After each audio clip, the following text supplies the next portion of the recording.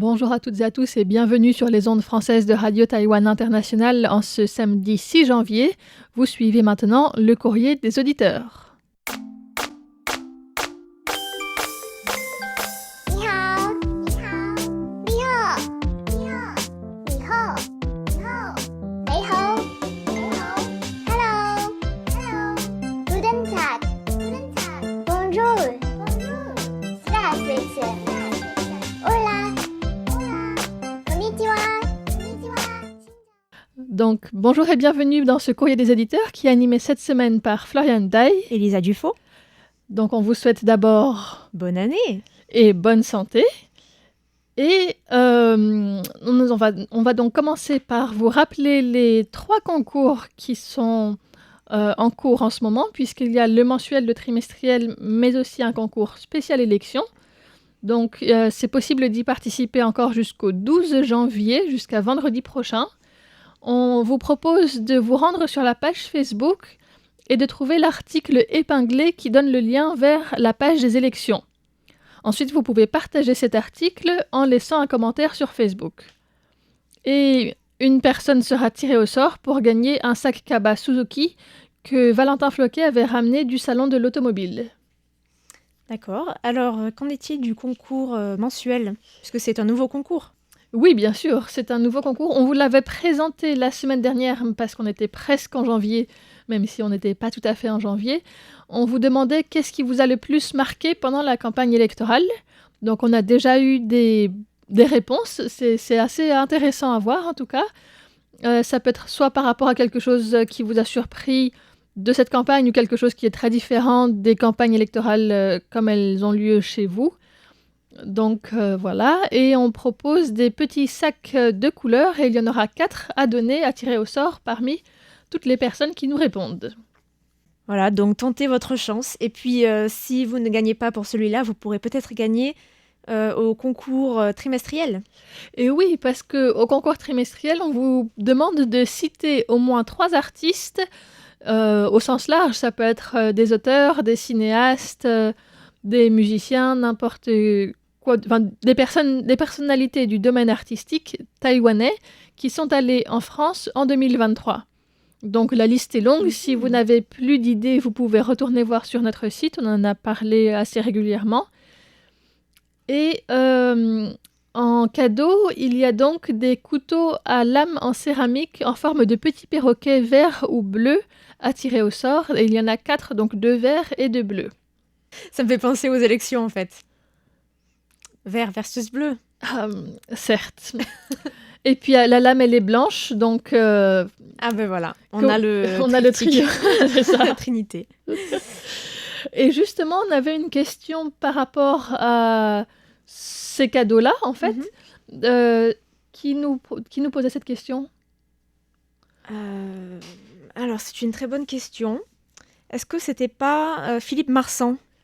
Il me semble que c'était Philippe Marsan, effectivement. Oui, alors laisse-moi regarder. Effectivement, Philippe Marsan nous a écrit le 31 décembre à 21h44. Eh ben dis donc. Il a pensé à nous dans sa soirée du réveillon, ça fait plaisir. Merci. Alors, il nous faisait une petite réflexion. Alors, il a dit, voilà, en France, il a dit que si une personne vous offre un couteau, vous devez lui donner en échange une pièce de monnaie. Pourquoi? Parce que offrir un couteau peut couper l'amitié.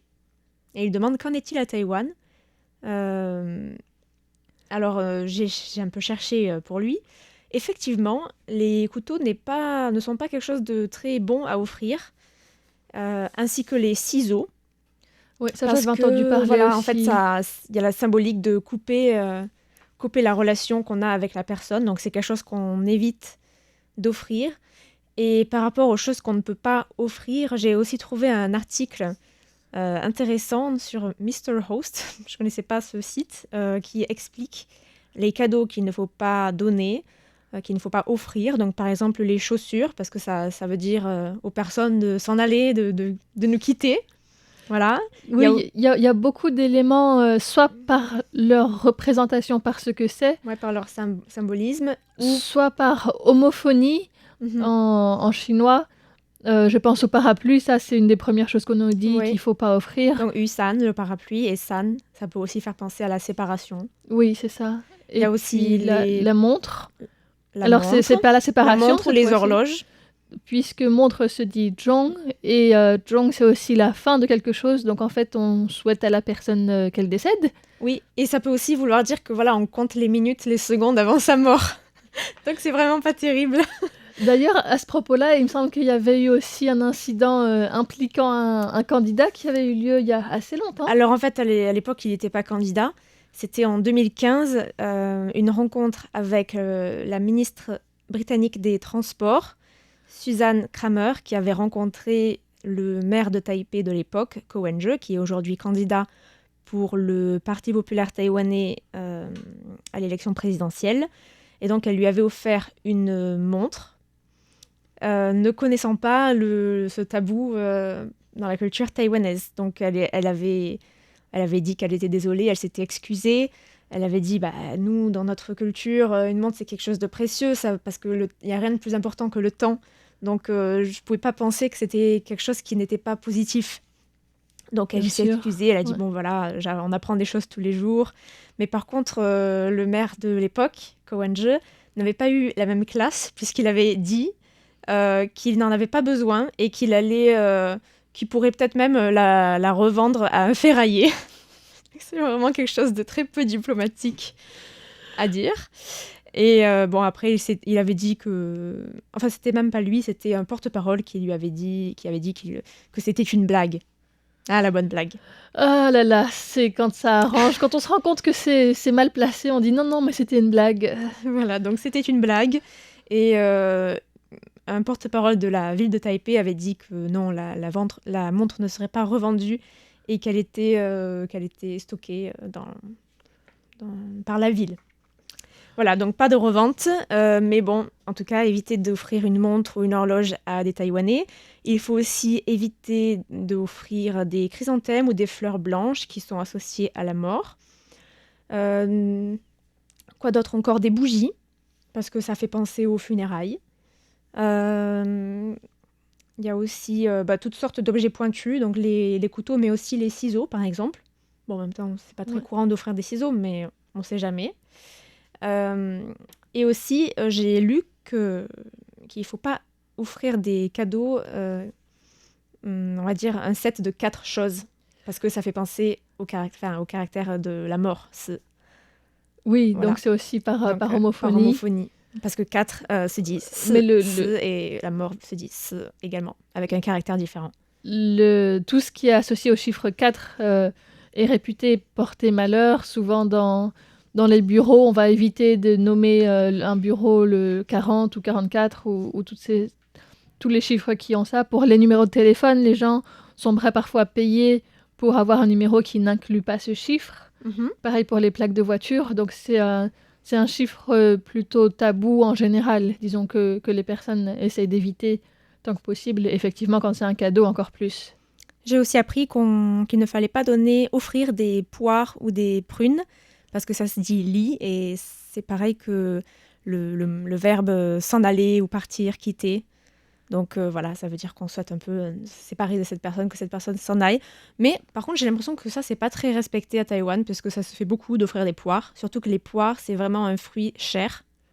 Et donc, c'est souvent un cadeau un peu luxueux, quoi, d'offrir des belles, tu sais, ces belles grosses poires du Japon ou de Corée. Oui, Donc, en vrai fait, que c'est ça- pas très respecté, j'ai ça l'impression. s'offre. Mais les pommes sont beaucoup plus auspicieuses comme cadeau. Et il peut y avoir aussi des pommes très chères à Taïwan. Oui. Et parce que la pomme, c'est Pingo. Et Ping An, ça souhaite la paix. Donc, c'est un souhait bien plus prospère. Non, pas prospère. Bienveillant, en tout cas, que la poire. En tout cas, je viens de me souvenir d'un truc assez rigolo. C'est qu'il n'y a pas longtemps, il y a, je sais pas, peut-être 3 mois, la secrétaire de mon propriétaire m'avait offert une grosse poire, une énorme poire, et que en décembre, ça a changé de propriétaire, elle a vendu l'appartement, donc elle s'est bien séparée de moi, puisque j'ai un nouveau propriétaire. C'était peut-être un signe calculé, en fait. Qui sait, c'est possible. Alors, je viens de faire le lien maintenant.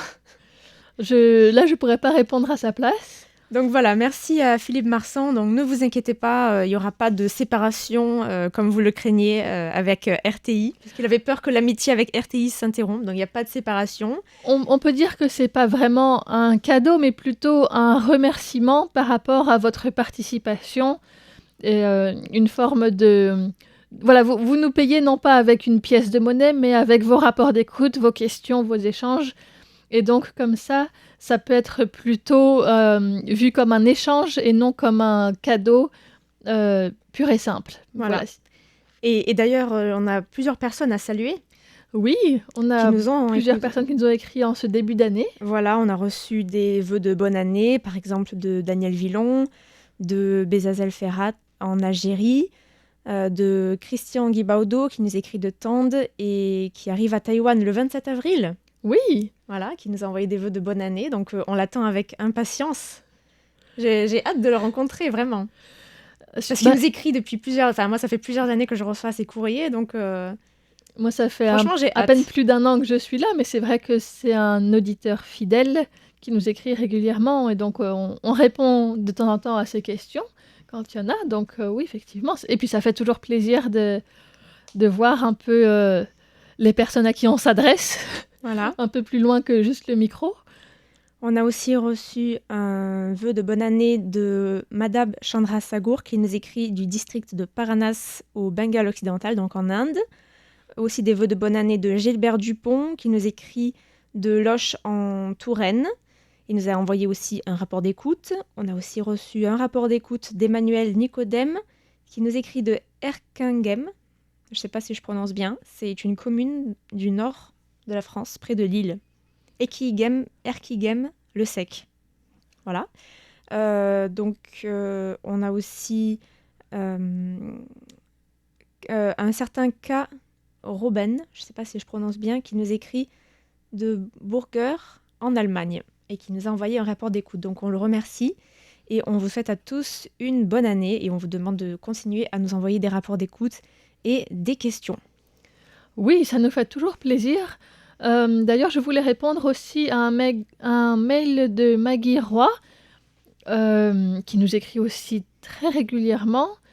C'était un mail du 18 novembre par rapport aux émissions qu'on avait réalisées justement avec Lisa et moi-même au sujet du Malyovok, donc cette cérémonie païwane qui a lieu une fois tous les 5 ans, et elle nous demandait s'il serait possible de créer une rubrique sur les peuples autochtones avec une vignette spéciale, parce que ce serait plus pratique pour rechercher les émissions qui sont un peu perdues au milieu des décryptages. C'est vrai. Alors, c'est sûr que c'est pas toujours évident à retrouver dans les décryptages. Mais en principe, on écrit par mots-clés. Il y a plusieurs. Alors moi, je mets autochtone. Souvent, je mets aussi aborigène pour qu'on puisse retrouver aussi les émissions anciennes, même si on n'utilise plus trop ce terme. J'utilise aussi le nom du groupe. Donc, soit Paiwan, par exemple, pour toutes les émissions qui concernent les Paiwan, ou Atayal, si ça concerne les Atayal. Donc, si elle veut déjà retrouver nos émissions comme ça, il faut qu'elle écrive autochtone avec un S comme mot-clé. Et là, elle va trouver toutes les émissions.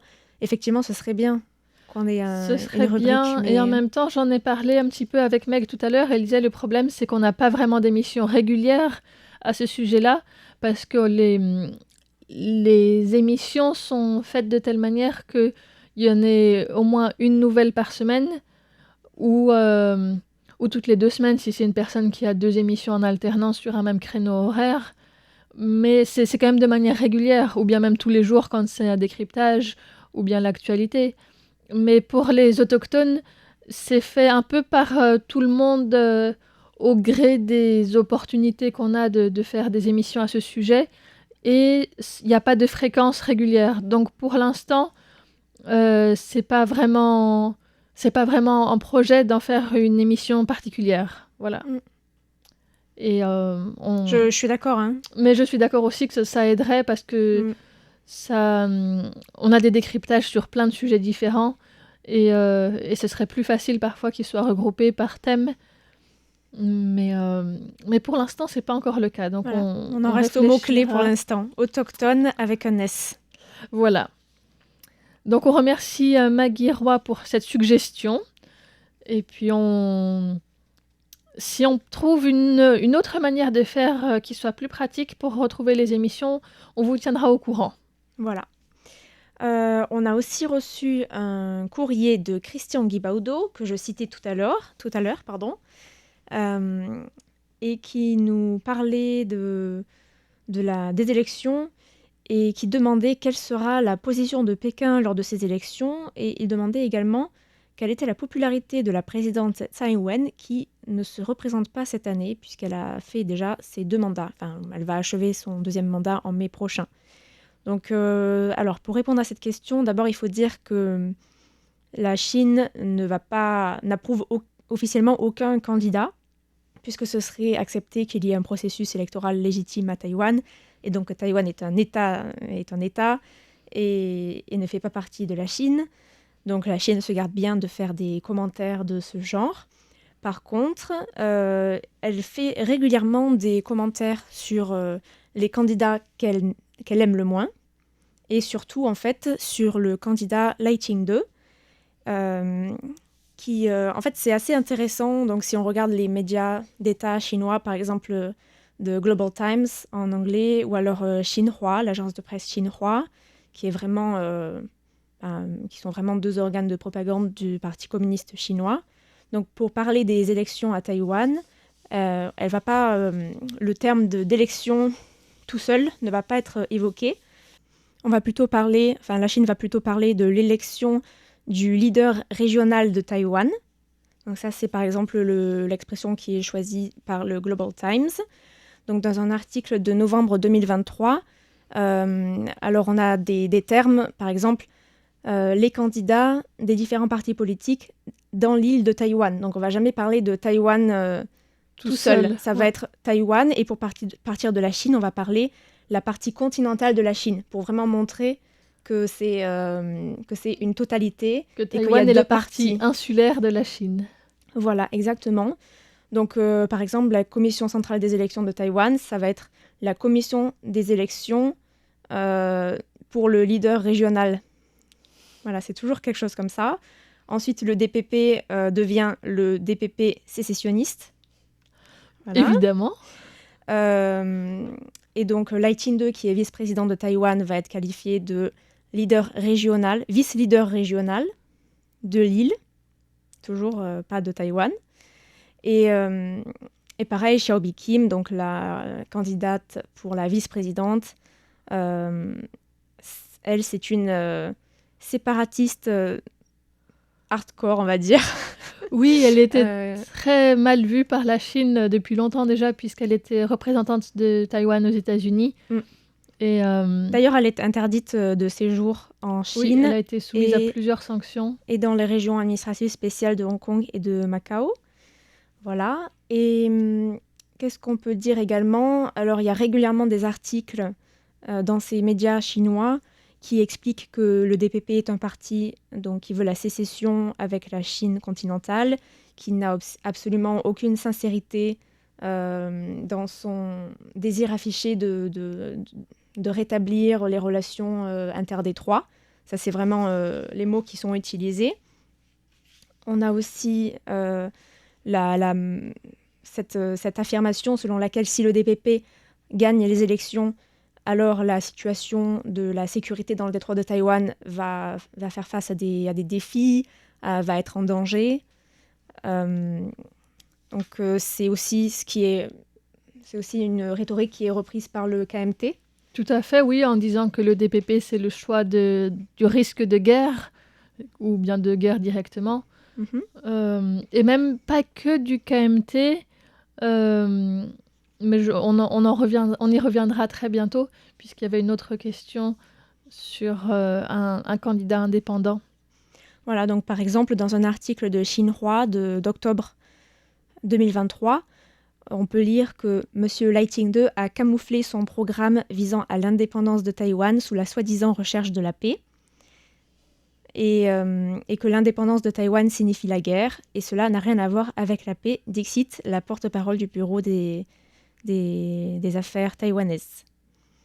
Et il est aussi indiqué que Lai Ching-te a parlé de dialogue et de coopération entre les 2 rives du détroit, mais qu'en fait, Il n'a jamais renoncé à sa stratégie consistant à rechercher l'indépendance par des moyens militaires et un soutien extérieur, comprendre les États-Unis, pour son programme séparatiste. Voilà. Et la Chine, par contre, la position officielle, c'est le soutien du consensus de 1992 qui a été inventé au début des années 2000 par le KMT pour servir de base aux échanges interdétroits. Et donc la Chine soutient ce consensus de 92 sans jamais, bien sûr, reconnaître que l'interprétation du KMT, c'est-à-dire donc une seule Chine, 2 interprétations possibles. Mais en fait, pour la Chine, il n'y a qu'une seule interprétation. Voilà. C'est ça, c'est un accord qui disait on est d'accord sur le fait qu'on n'est pas d'accord sur quel est l'état de la situation. En fait, c'est même pas un maintenant- accord puisque ce consensus n'a jamais existé. C'est quelque chose qui a été fait après coup, plusieurs années plus tard. Et ça a même été avoué ce par la terme-là a été personne qui créé plus était tard. sur place. Ouais. Voilà. Mais en tout cas, ça sert beaucoup, même aujourd'hui, dans la campagne électorale Tout à fait, pour oui. le KMT. Et dans un autre article du 31 décembre 2023, donc il y a quelques jours seulement, le porte-parole du Bureau des affaires taïwanaises, Chen Binhua, a indiqué que les autorités du DPP refusent de reconnaître le principe d'une seule Chine et le consensus de 92, sabotant ainsi, je cite, le développement pacifique des relations à travers le détroit et entravant les échanges et les relations entre les 2 rives du détroit. Donc en fait, il y a beaucoup de commentaires qui sont faits sur le DPP, sur Lighting 2, qui a aussi été qualifié par exemple le 13 décembre par Zhu Fonglian de fauteur de troubles, de fauteur de guerre. Mais en fait, il y a très peu de commentaires sur Royoi. En fait, j'en ai trouvé aucun, pour ainsi dire. Et aussi peu de commentaires, enfin 0 commentaire sur Ko Wen-je, le D'accord. candidat du TPP, puisqu'en fait, sa position interdétroit est aussi assez Il est vague, très flou. trouble. Oui. Voilà. En fait, il fait exprès de pas trop s'avancer parce qu'il sait bien que c'est un sujet super clivant pour la présidentielle. Et par contre, dans le Global Times rapporte que la Chine a bien dit que la Chine continentale n'avait aucun intérêt à intervenir dans l'élection régionale dans l'île de Taïwan et que le continent n'a aucun espoir particulier aucun soutien particulier pour un parti. Et tant que c'est pour réaliser l'unification.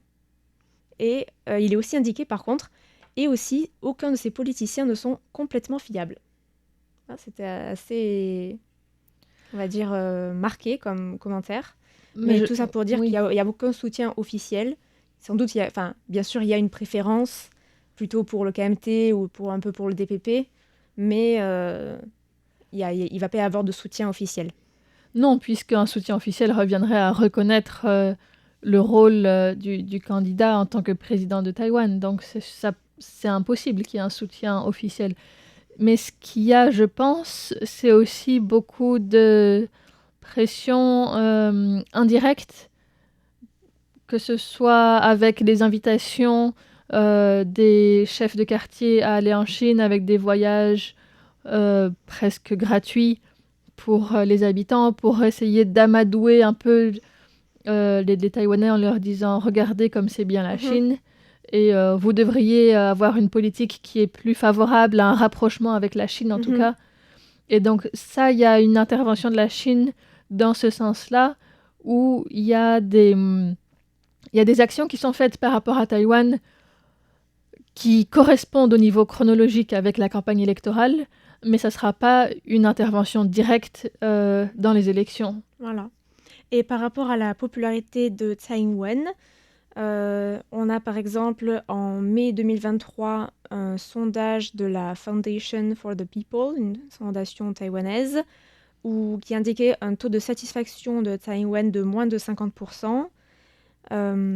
Ensuite, sur les sujets tels que les jeunes et les bas salaires, il y avait une insatisfaction de 67%, donc assez élevé. Sur la question du chômage des jeunes, 68% d'insatisfaction. Sur la politique de lutte contre la natalité, 69,7% des interrogés étaient insatisfaits.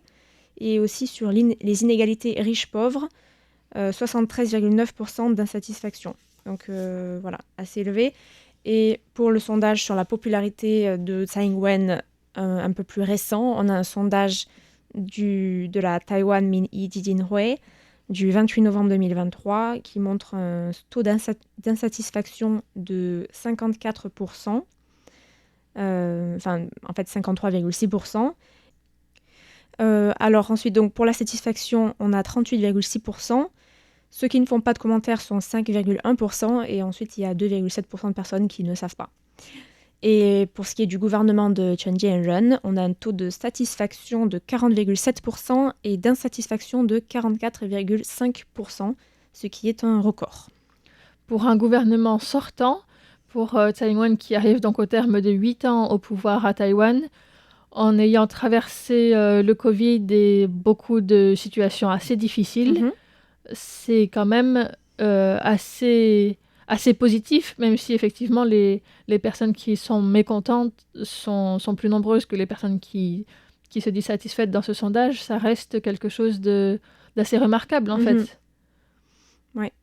Donc voilà pour les questions de Christian Guibordo, qu'on remercie de nous avoir écrit. Merci beaucoup à lui. Et pour terminer sur une autre question aussi en lien avec les élections, Danielle Villon nous a dit qu'elle trouvait inattendu que lorsque Terrigo a obtenu le nombre de voix nécessaires pour s'inscrire en tant que candidat, il s'est retiré. Et elle demande quel était son but. Alors on n'est pas dans sa tête, donc ça sera difficile de répondre précisément et de manière claire à cette question. Mais en tout cas, on peut remettre un petit peu sa candidature dans son contexte. Il a annoncé en avril de l'année dernière sa participation aux élections présidentielles. Et c'était la deuxième fois qu'il essayait d'être candidat pour le KMT. Et comme la première fois, il a perdu la primaire du KMT. Il n'a pas été choisi par le parti pour le représenter. Mais pendant sa campagne à ce moment-là, il disait, comme les autres personnes du KMT, que le seul moyen d'éviter la guerre avec la Chine est de réduire les tensions entre les États-Unis et la Chine et de faire partir le DPP du pouvoir, parce que le DPP, je cite, exalte l'indépendance de Taïwan et s'oppose à la Chine. Donc finalement, il avait dit qu'il soutiendrait Royoi si il perdait la primaire du KMT. Il a perdu cette primaire en mai. Et puis en août, finalement, il a quand même annoncé sa candidature en tant que candidat indépendant. Donc et c'est la deuxième fois qu'il fait ça aussi. La première fois, il y a donc 4 ans plus tôt, il avait également perdu la primaire, annoncé qu'il soutiendrait le candidat choisi, et puis finalement, il s'était présenté de manière indépendante. Ensuite, en septembre, il a annoncé sa colistière Tammy Lai, et puis il a réuni les signatures nécessaires avec une très grande marge, puisqu'il fallait 300 000 signatures à peu près, et il en a donné plus d'1 million à la commission électorale centrale. Par contre, il disait avoir envie d'unifier l'opposition, et l'opposition était très divisée entre Royoi, Kawenje et Guo Taiming. Et donc, quelques heures avant la date limite pour s'inscrire, il s'est retiré. Il n'a pas expliqué pourquoi il s'était retiré, il a juste dit que c'était pour le futur de la République de Chine. Et il a utilisé aussi l'expression « stop, reset, restart ». Donc voilà, remettre à zéro et repartir. Si on veut spéculer, on peut dire que ça peut être soit, ou en partie, disons, du fait de son manque de popularité à ce moment-là, et de rumeurs de pression sur ces entreprises Foxconn en Chine, puisqu'il avait aussi des inspections à ce moment-là sur ces entreprises. Mais on n'en sait pas plus sur les vraies raisons de ce retrait de la campagne électorale. Eh bien, merci à Danielle Villon pour sa question. Et puis, on la remercie aussi pour toutes ses lettres. Et on vous dit à bientôt, puisque c'est déjà la fin de ce courrier. Voilà, donc c'était Floriane Day et Lisa Dufaux. Merci beaucoup et à bientôt.